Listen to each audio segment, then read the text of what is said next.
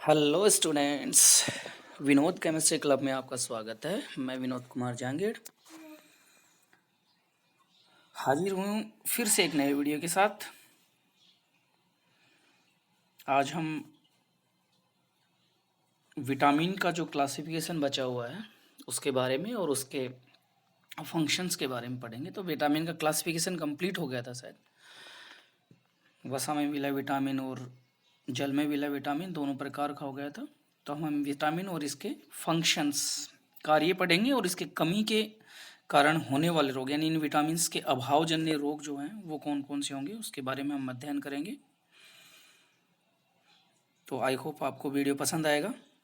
आप वीडियो को सब्सक्राइब ज़रूर करें, बेल आइकन को क्लिक करें और ऑल नोटिफिकेशन पे क्लिक कर दें ताकि जो भी मैं वीडियो डालूँ आपको उसकी सूचना मिल जाए। पर वीडियो को लाइक ज़रूर करें। अच्छा लगे या जैसा भी आपको लगे कमेंट ज़रूर करें, ठीक है। अगर किसी का कोई क्वेश्चन है तो आप क्वेश्चन कमेंट बॉक्स में डाल दें ताकि मैं जब भी कमेंट बॉक्स को देखूं उसको पढ़ के उसका आंसर अगले वीडियो में दे सकूं। तो आपका अगर कोई क्वेश्चन हो तो ज़रूर डालें, ठीक है। हम स्टार्ट करते हैं विटामिन एवं इसके फंक्शंस यानी विटामिन और विटामिन के कार्य यानी किस प्रकार से ये कार्य करता है और फिर इसके कमी से होने वाले कौन कौन से रोग होते हैं तो उनके बारे में हम पढ़ रहे थे। यहाँ हमने विटामिन के एक बड़ी जो यहाँ पे हमने ना एक सारणी पढ़ी है विटामिन की, ए बी सी जो भी विटामिन होते हैं। तो यहाँ पे हमने शायद विटामिन ए भी पढ़ लिया था। विटामिन बी कॉम्प्लेक्स में हमने विटामिन B1 पढ़ लिया था और यहाँ पे हम B1 के बाद में स्टूडेंट पढ़ेंगे विटामिन B2। हमने B1 में उसके प्राप्ति स्रोत पढ़ लिए थे, अभावजन्य रोग पढ़ लिए थे, कौन कौन से उसके अभाव से होने वाले रोग होते हैं, वो सारा चीज पढ़ लिया था। तो इसमें मेन 3 चीजें याद रखनी है आपको। सबसे पहले इसका जो रासायनिक नाम है ना ये याद रखें आप, क्योंकि कई बार पूछ लिया जाता है कंपटीशन लेवल में भी। अगर ये टॉपिक होता है तो ज़्यादातर इन 3 चीज़ों में से क्वेश्चन बनते हैं, पुटअप होते हैं और यहीं से क्वेश्चन पूछे जाते हैं कि जैसे विटामिन B1 है उसका रासायनिक नाम क्या है, या बोलेगा कि निम्न विटामिन B1 का रासायनिक नाम होता है। अब वो आपको 4 ऑप्शन दे देंगे B1 B2 B3 B4 के, या B1 B2 B6 B12 के। अब उसमें से आपको पता होना चाहिए B2 का क्या है B1 का क्या है। तो इस प्रकार से अगर कंपटीशन लेवल पे पूछा जाएगा तो ऐसे पूछा जाता है, ठीक है। रासायनिक नाम। दूसरा मैंने बोला प्राप्ति स्रोत, तो मुख्यतः किस में से प्राप्त होता है ये, तो यहाँ पे प्राप्ति स्रोत दे रखे हैं, ठीक है। वैसे अपने सिलेबस में ये चीज़ें हैं। तो इनमें से पूछ लिया जाता है कि निम्न में से विटामिन B2 प्राप्त नहीं होता है या B1 प्राप्त नहीं होता है, ठीक। अब इनमें से जैसे दूध, पनीर, हरी सब्जी, खमीर, मांस, यकृत, वृक ये हैं, इनमें से तो होता है। अब इनके अलावा अगर कोई हो, जैसे टमाटर दे दिया जाए तो टमाटर में नहीं होता है, ये टमाटर में विटामिन C होता है। तो इसलिए ये ऐसे भी क्वेश्चन इसमें से पूछे जा सकते हैं, लेकिन ज़्यादातर इसमें और इसके अलावा जो सबसे ज़्यादा क्वेश्चन पूछे जा सकते हैं वो अभावजन्य रोग, जैसे वृद्धि कम होना, मुंह में छाले, ये ना, त्वचा का फटना, मुंह होठों का फटना, त्वचा का शोथ, ये इस प्रकार के जो रोग हैं इनमें से पूछा जाता है कि ये कौन सी विटामिन से होने वाला रोग है। तो ऐसा एक जो टिपिकल सा लगे आपको, एक इन रोगों में से अलग सा रोग सा लगे ना, ऐसे उनमें से पूछा जाता है ये कि कौन से होने वाला रोग है। क्योंकि जैसे बेरी बेरी है, रतौंधी है, स्कर्वी है, तो ये सारे रोग जो हैं, रिकेट्स है, ये तो लगभग सभी को पता होता है, हम इनसे ये होते हैं। लेकिन इनके अलावा जो और होते हैं ना, जैसे जीरो थैलेमिया, अब वो रोग जो होता है वो विटामिन ए की कमी से होता है। लेकिन अब जीरो थैलेमिया दे दिया, क्योंकि अपन रतौंधी तो सभी जानते हैं लेकिन जीरो थैलेमिया नहीं जानते ना। तो ये कंपटीशन लेवल पे भी ऐसे क्वेश्चन आ जाते हैं, तो उनको ध्यान रखिए आप, ठीक। तो हम बात करते हैं विटामिन B2 की। यदि आपको ये नोट्स जो हैं वो मैं आवाज़ बोल रहा हूँ सही सुनाई दे रही है, लेकिन नोट्स जो है ना वो ऐसे आपको धुंधले दिखाई दे रहे हैं, दिखाई नहीं दे रहे कि ये क्लियर समझ में नहीं आ रहा, तो उसमें क्या है, आप क्वालिटी है उसको बढ़ा लिए। 360 की क्वालिटी पे देखेंगे बहुत बढ़िया दिखेगा, एकदम क्लियर दिखेगा, क्योंकि यहाँ पे क्लियर है, ये समझ में आएगा। तो क्वालिटी बढ़ा लें। किसी को ये लग रहा हो कि यार ये सही नहीं दिख रहा है, क्या लिखा हुआ है, क्या बता रहे हैं, तो आप क्वालिटी बढ़ा लिया करें। ये आपको मैं बता दूं, कभी कई बार होता है कि क्वालिटी आपकी कम हो जाती है तो ये अच्छा नहीं दिखता है, सही नहीं दिखता है, क्या लिखा हुआ है पता नहीं चलता है। तो विटामिन B2 की बात करते हैं अब यहाँ पे। तो विटामिन B2 जो है इसका जो रासायनिक नाम है वो है राइबोफ्लेविन। विटामिन B2 का रासायनिक नाम है राइबोफ्लेविन, B2 का क्या नाम है? राइबोफ्लेविन। तो इसके अलावा हमने विटामिन ए पढ़ा था, रेटिनल, है ना, और इसका नाम होता है राइबोफ्लेविन। विटामिन B1 का सेथाइमिन था, है ना। तो ये है विटामिन B2 राइबोफ्लेविन।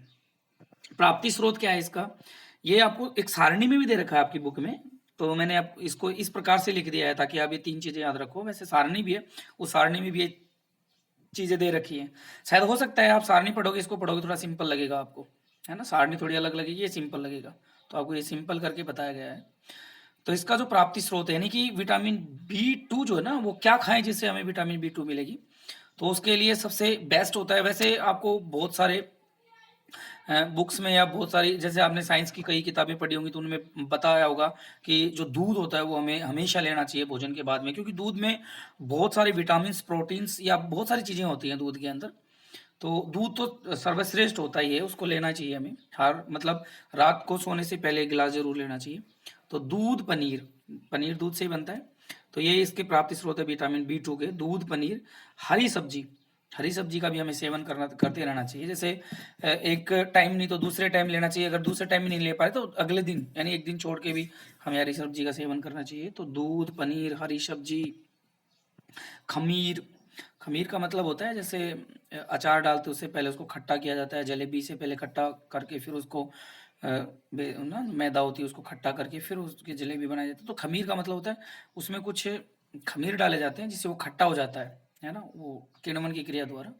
फिर इसके बाद में मांस, यकृत, वृक्क, ये विटामिन B2 के स्रोत हैं, है ना। प्राप्ति स्रोत ये ध्यान रखें।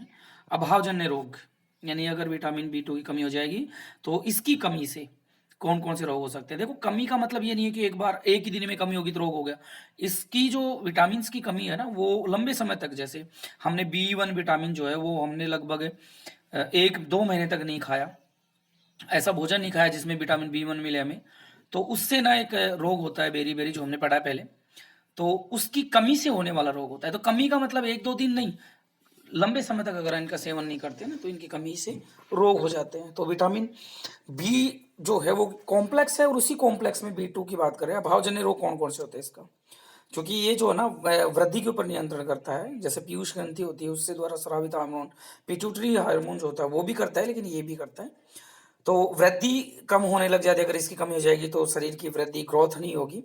मुंह में छाले होने लग जाएंगे, जो मुंह है उसके अंदर छाले विटामिन B1 की कमी से होता है, सॉरी B2 की कमी से होते हैं मुंह में छाले। फिर होठ फटना, तो ये भी B2 की कमी से ही होठ फटने लग जाते हैं। त्वचा शोथ भी होता है, ठीक है। त्वचा शोथ का मतलब होता है कि भाई त्वचा में कुछ खाज खुजली हो जाना, या फिर मतलब त्वचा का ना ऑटोमेटिकली फटना, या फिर जो भी है वो होता है, इस प्रकार से होता है।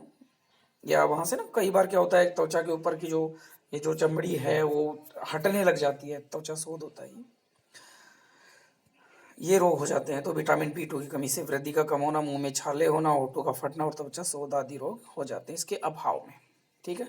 अब हम बात करते हैं विटामिन B6, ये 6 है भाई, विटामिन B6। तो विटामिन B6 का जो रासायनिक नाम होता है वो क्या होता है, देखो 3 रासायनिक पदार्थों से बना होता है विटामिन B6। एक होता है पायरोडॉक्सिन, एक होता है पायरिडोक्सिन, पायरिडोक्सल, और एक होता है पायरेडोक्सीमिन। ये 3 होते हैं, याद रखना है नाम, पायरोडोक्सिन, पायरिडोक्सल और पायरेडोक्सीमिन। इन तीनों को याद रखना है, ये तीनों से मिलकर के बना होता है विटामिन B6, ठीक है। ये विटामिन B6 प्राप्ति स्रोत देखिए आप, विटामिन B6 कैसे प्राप्त होता है, कहाँ से प्राप्त होता है। तो इसकी जो प्राप्ति स्रोत इसमें है चावल की हलीन, चावल जो होता है ना, चावल जो होता है उससे ज़्यादा प्राप्त होता है ये, है ना, चावल से ज़्यादा प्राप्त होता है।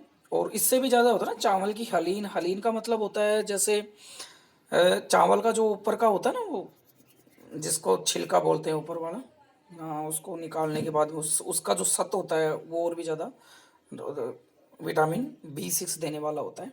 वैसे चावल में होता है, लेकिन चावल की हलीन का मतलब होता है चावल के ऊपर एक कवर होता है इसका, उस कवर का अगर सत बनाया जाता है, सत का मतलब होता है कि एक तरह से ना वो रबड़ी टाइप में बना दिया जाता है। हाँ सत्य, तो उसमें ज़्यादा मात्रा में पाया जाता है। फिर इसके बाद में अनाज जो होते हैं उनमें भी विटामिन B6 होता है। जैसे आप कोई भी अनाज ले लो तो उनके अंदर भी होता है, जैसे गेहूँ, बाजरा, जौ, मक्का, इनके अंदर भी होता है। इसके अलावा दालों के अंदर विटामिन B6 पाया जाता है ना। चना, मूंग, मोठ, जो भी दालें होती हैं, दालों में भी ज़्यादातर पाया जाता है। फिर इसके अलावा ईस्ट, कवक होता है ये, जैसे ना ये फफूंदी लग जाती है, हाँ, उसके द्वारा भी इसका निर्माण होता है। मांस, मछली, अंडा, ये चीज़ें तो हैं, लेकिन ये जो है ना, ये इनमें विटामिन्स मिलते हैं। लेकिन यहाँ जो हम शाकाहारी की बात कर रहे हैं, ये ज़्यादा मात्रा में विटामिन देते हैं, क्योंकि ये मांस, मछली, अंडा जो विटामिन देते हैं कहाँ से आता है इनमें? क्योंकि ये जो मांसाहार होते हैं वो किन को खाते हैं? शाकाहार को। तो मोस्टली शाकाहार से मिलता है ना, तो इम्पोर्टेंट ये है। तो मांस, मछली, अंडा इनसे भी मिलता है।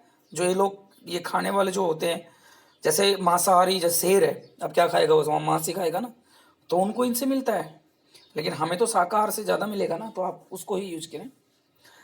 तो ये हो गया विटामिन B6 कॉम्प्लेक्स में। अब हम बात करते हैं विटामिन B6 के अभाव से होने वाले रोग, है ना। कि अगर इस विटामिन B6 की कमी हो जाएगी तो इससे कौन कौन से रोग हो सकते हैं? सबसे पहले अगर हम बात करें तो इसकी रक्त की कमी होती है, इसे रक्ताल्पता बोलते हैं। या हम कहें कि एनीमिया एक रोग होता है। एनीमिया, एनीमिया का मतलब होता है रक्त की कमी, ठीक है, ब्लड की कमी होना, तो उसे बोलते हैं एनीमिया। तो इससे अभावजन्य रोग में एनीमिया हो जाता है, रक्त की कमी हो जाती है। अगला है CNS का मतलब होता है सेंट्रल नर्वस सिस्टम, केंद्रीय तंत्रिका तंत्र। हिंदी में बोलते हैं केंद्रीय तंत्रिका तंत्र। शॉर्ट में याद रखें, क्योंकि आपके पास बायोलॉजी भी होगी, तो बायोलॉजी में पता ही है, केंद्रीय तंत्रिका तंत्र से CNS बोलते हैं, सेंट्रल नर्वस सिस्टम। तो अगर इसकी कमी हो जाती है ना विटामिन B6 की, तो केंद्रीय तंत्रिका तंत्र पे भी इसका क्या हो जाता है? प्रभाव पड़ता है। केंद्रीय तंत्रिका तंत्र भी प्रभावित हो जाता है इससे, सेंट्रल नर्वस सिस्टम प्रभावित हो जाता है। और सामान्यतः इसकी कमी से कमजोरी आने लग जाती है, जैसे उठते ही चक्कर आना, हाथ पैरों में कमजोरी आना। तो ये इस टाइप के जो भी लक्षण होते हैं विटामिन B6 की कमी से होते हैं, ठीक है। तो ये विटामिन B6 के अभावजन्य रोग हो गए। अब हम बात करते हैं विटामिन B12, विटामिन B12 यानी B12। विटामिन B12 का जो रासायनिक नाम है वो होता है साइनो कोबलमिन, साइनो कोबलमिन, ये इसका रासायनिक नाम है, ध्यान रखना इसको, साइनो कोबलमिन, विटामिन B12 का। इसके प्राप्ति स्रोत देखो क्या है, यानी ये कहाँ से प्राप्त होता है, किससे प्राप्त होता है? तो सबसे पहले दूध, ये तो होगा ही होगा, दूध से बनने वाली जो भी होती है पनीर, चीज, छेना, etc, चूँकि इनमें विटामिन्स होते हैं, दूध का अलग अलग रूप होता है, तो इनमें अलग अलग चीज़ें आ जाती हैं, अम्ल्स आ जाते हैं, एसिड्स आ जाते हैं, या और कुछ, तो ये चेंज हो जाती हैं वो। तो एक इसके अंदर केसिन प्रोटीन होती है, जिसमें सारे विटामिन्स, प्रोटीन्स होते हैं, इसके अंदर उपस्थित होते हैं। तो दूध इंपॉर्टेंट है। इसके बाद में अंडा, यकृत, मछली तथा सभी जंतु तक जो होते हैं, टिश्यूज जो होते हैं, एनिमल टिश्यूज, वो सारे सारे विटामिन B12 के स्रोत हैं भाई, ठीक है। अब देखो, अगर विटामिन B12 की कमी हो जाती है, अभावजन्य रोग, यदि विटामिन B12 की कमी हो जाती है, तो इससे क्या होता है? प्रकाशीय रक्ताल्पता, ठीक है। ये रक्ताल्पता ही होती है, एक तरह से रक्ताल्पता ही होती है।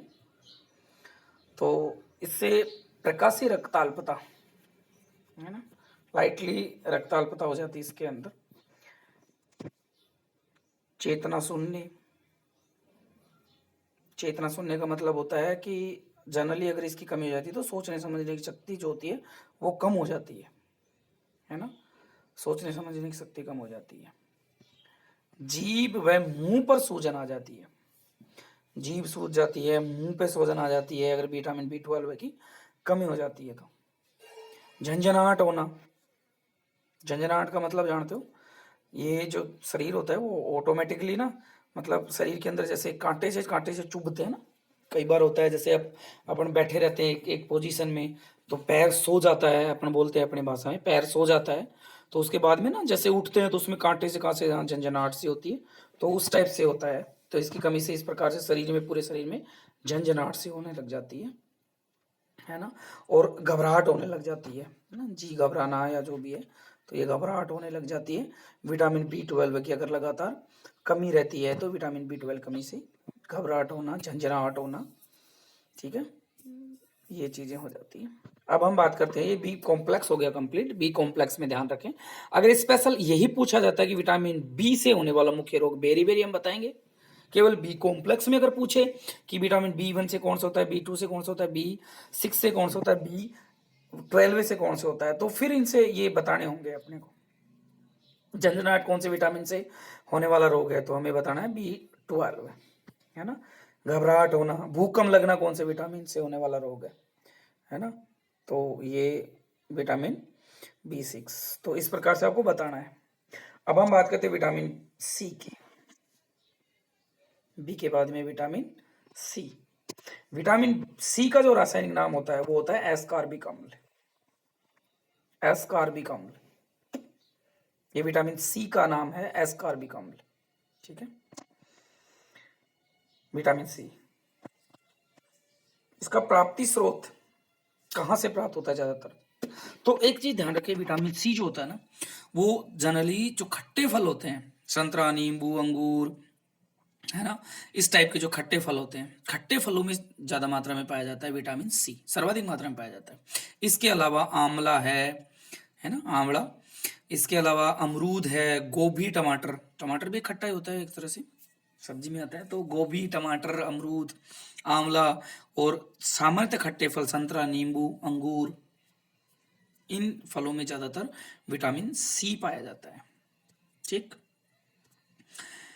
अब इसके अभावजन्य रोग देखो क्या होते हैं। विटामिन सी की अगर कमी हो जाती है तो क्या होता है, तो सबसे पहले बात करते हैं इसके रोग की, तो ये मुख्य रोग होता है स्कर्वी रोग। स्कर्वी रोग का मतलब होता है भाई, मसोड़े जो होते हैं ना वो सूज जाते हैं, मसोड़ों में सूजन आ जाना, है ना, इस प्रकार से स्कर्वी रोग होता है ये। उसके बाद में एक इसी संबंधित होता है पायरिया।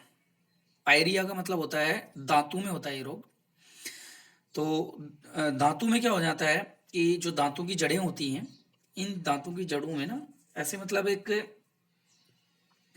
जड़ें, वहां पे ना एक ब्लैक ब्लैक कलर की परत सी जम जाती है, फिर उसके बाद में धीरे धीरे वहां से वो परत जो है ना वो दांतों की जड़ों को खोदने लग जाती है, और फिर दांतों की जड़ें जो है वो निकल आती हैं, और वहां पे एक एक तरह से मतलब वहां दांतों के जो जड़ें होती है वहां से ना खून सा निकलता रहता है ऑटोमेटिकली, और वो जड़ें जो है वो फिर धीरे धीरे दिखने लग जाती हैं, और वहां पे एक मतलब घाव सा हो जाता है, इसे पायरिया बोलते हैं, उसमें हमेशा जो बदबू होती है वो आती रहती है। ये दांतों में होने वाला रोग है पायरिया, बहुत सारे लोगों को होता है ये। और ये समय पर मतलब इस विटामिन की कमी हो जाना, और समय पर ब्रश वगैरह ना करने से एसिड वगैरह जम जाता है, उसकी वजह से भी ऐसा होता है। ये हो गया विटामिन सी। तो सी की कमी से होने वाला मुख्य रोग है स्कर्वी, और पायरिया दांतों में होता है, ठीक है। एस्कॉर्बिक अम्ल इसका रासायनिक नाम है, और ये ज्यादातर खट्टे फलों में, सिट्रस फल जो होते हैं ना, इनको बोलते हैं सिट्रस फल, तो उनके अंदर ज्यादातर पाए जाते हैं। विटामिन डी, अगला है विटामिन डी, और इस विटामिन डी का जो रासायनिक नाम है वो है आर्गो कैल्सीफिरोल। आर्गो कैल्सीफिरोल, ये ध्यान रखना है भाई, विटामिन डी का जो रासायनिक नाम है वो है आर्गो कैल्सीफिरोल, ये इस विटामिन डी का रासायनिक नाम है, ठीक। ये रासायनिक नाम याद रखना है डी का, आर्गो कैल्सीफिरोल। अब हम यहाँ पे हम बात कर रहे हैं प्राप्ति स्रोत की, यानी ये किससे मुख्यतः प्राप्त होता है ना। तो यहाँ पे यकृत का तेल, अंडा, मांस, मछली और मक्खन जो होता है, दूध एक तरह से मानो ना, लेकिन दूध नहीं, दूध से ज्यादा नहीं होगा, दूध से जो मक्खन बनता है उस मक्खन से सबसे ज्यादा मात्रा में ये पाया जाता है ना, तो मक्खन से ये प्राप्त होता है। यकृत का तेल जो होता है, या अंडा, मांस, मछली होता है, इनसे ये प्राप्त होता है ना। इसके अलावा जो सुबह सुबह अर्ली मॉर्निंग की जो सूर्य की किरणें होती हैं, प्रकाश होता है, यदि वो हमारे शरीर पे या जंतु के शरीर पे पड़ता है या पौधों के शरीर पे पड़ता है, तो कुछ ग्लैंड्स होती हैं, कुछ ऐसी त्वचा के अंदर कुछ ग्लैंड्स पाई जाती है, ग्रंथियां पाई जाती हैं, उनके द्वारा भी इसका फॉर्मेशन होता है सर्वाधिक मात्रा में, तो ज़्यादा बेस्ट रहता है सुबह सुबह धूप के सामने खड़ा होना, तो उससे कुछ ग्लैंड्स होती है उनके द्वारा ये जो है ना वनस्पति में एग्रो ग्लैंड कुछ ऐसा होती है, तो उसके द्वारा ये बनता है विटामिन डी जो है, उसका फॉर्मेशन किया जाता है त्वचा के अंदर जो ग्लैंड होती है उसके द्वारा, है ना, ज्यादातर। वरना यकृत का तेल, अंडा, मांस, मछली और मक्खन जो होता है, दूध से मक्खन प्राप्त करके फिर ये बनाया जाता है ना। तो ये तो हो गया विटामिन डी के प्राप्ति स्रोत। अब यहाँ पे हम बात करते हैं विटामिन डी का अगर अभाव हो जाएगा या विटामिन डी अगर की कमी हो जाए लंबे समय तक तो कौन से रोग होते हैं। तो इनमें ना बच्चों में और बड़ों में दोनों में अलग अलग रोग होते हैं। अगर बच्चों में अगर विटामिन डी की कमी हो जाती है तो इसमें होता है रिकेट्स, हड्डियां जो होती हैं हड्डियां विकृत हो जाती हैं, मुड़ जाती हैं, बाकी हो जाती हैं, जिससे अपनी भाषा में बोलते हैं, है ना। वो मतलब हड्डियां जो है वो टेढ़ी मेढ़ी हो जाती हैं। ये तो होता है बच्चों में रिकेट्स। इसके बाद में दूसरा जो होता है वो होता है ओस्टियोमलेशिया।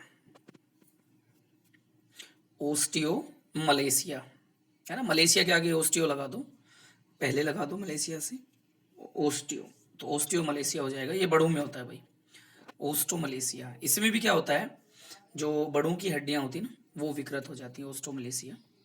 बुढ़ापे में होता है कई बार, वैसे भी हो जाता है अगर इसकी कमी हो जाती है तो। विटामिन ई, डी के बाद में विटामिन ई, है ना। तो ये 4 विटामिन जो होते हैं अल्फा बीटा गामा और डेल्टा, अल्फा बीटा गामा और डेल्टा, ये 4 विटामिनों के जो टोकोफिरोल है उस टोकोफिरोल के मिश्रण से बनता है। 4 विटामिनों के टोकोफिरोल मिश्रण से। कौन सा टोकोफिरोल मिश्रण होता है, अल्फा बीटा गामा और डेल्टा के, उसके द्वारा विटामिन ई का फॉर्मेशन होता है ना, टोकोफिरोल। अल्फा बीटा गामा जो विटामिन है उनके टोकोफिरोल के मिश्रण से ये बनता है। ठीक, प्राप्ति स्रोत देखिए इसका।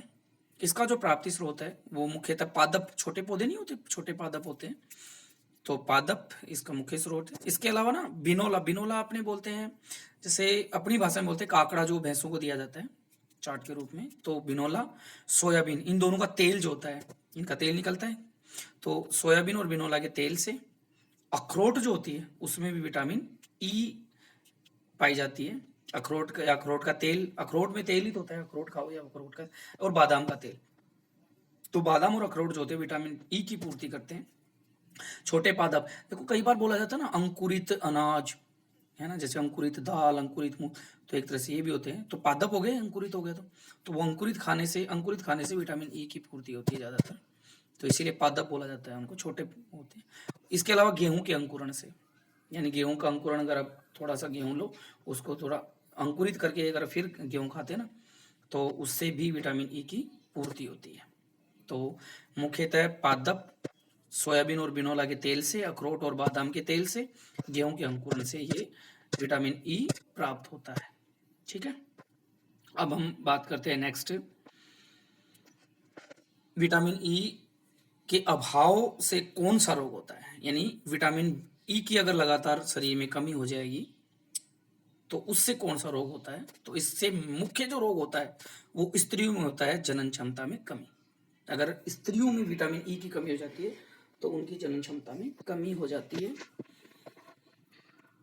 फिर इसके बाद में होता है इससे कुपोषण और मांसपेशियों का पतन, यानी कुपोषण हो जाएगा, कुपोषण का शिकार हो जाएगा अगर विटामिन ई की लगातार कमी होती है तो। और इसके अलावा मांसपेशियों का पतन का मतलब होता है जब मांसपेशियां होती है धीरे धीरे कमजोर हो जाती है और वो धीरे धीरे नष्ट होने लग जाती है, सिकुड़ जाती हैं और मांसपेशियां खत्म, हड्डियां हड्डियां है ना, हड्डियों का ढांचा ऐसे बोला जाता है, तो वो उस टाइप का हो जाता है, मांसपेशियों का पतन हो जाता है।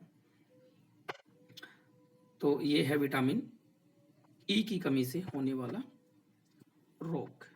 सबसे मुख्य है जनन क्षमता में कमी, है ना, ये मुख्य है। अब हम बात करते हैं विटामिन के, और विटामिन के का जो रासायनिक नाम है वो है फाइलोक्विनोन। और इस फाइलोक्विनोन जो है ये K1 और K2 दो विटामिन है, विटामिन K1 और K2 इन दोनों का मिश्रण होता है, फाइलोक्विनोन बोलते हैं इसे। ये फाइलोक्विनोन है, इसमें विटामिन K1 और K2 दोनों का मिश्रण होता है भाई, है ना। तो विटामिन के, इन दोनों को मिश्रण को फाइलोक्विनोन को बोलते हैं विटामिन के, यानी K1 व K2 इज इक्वल टू के, यानी फाइलोक्विनोन। ठीक है, तो ये हो गया इसका रासायनिक नाम फाइलोक्विनोन, आप याद रखिए। ये विटामिन K1 और K2 का मिश्रण होता है। प्राप्ति स्रोत देखिए इसका, विटामिन K1 हरी पत्तेदार सब्जियों में, है ना, गाजर जो होता है उसके शीर्ष भाग में ये तो पाया जाता है विटामिन K1, और K2 पाया जाता है शुद्धांत्र में, है ना, मुख्यतः, तो शुद्धांत्र से प्राप्त होता है। अब देखो विटामिन के की अगर कमी हो जाएगी शरीर में, अगर लंबे समय तक अगर विटामिन के नहीं मिले तो कौन सा रोग होता है? सबसे मेन होता है विटामिन के जो होता है ना, वो रक्त का थक्का बनाने में काम आता है भाई।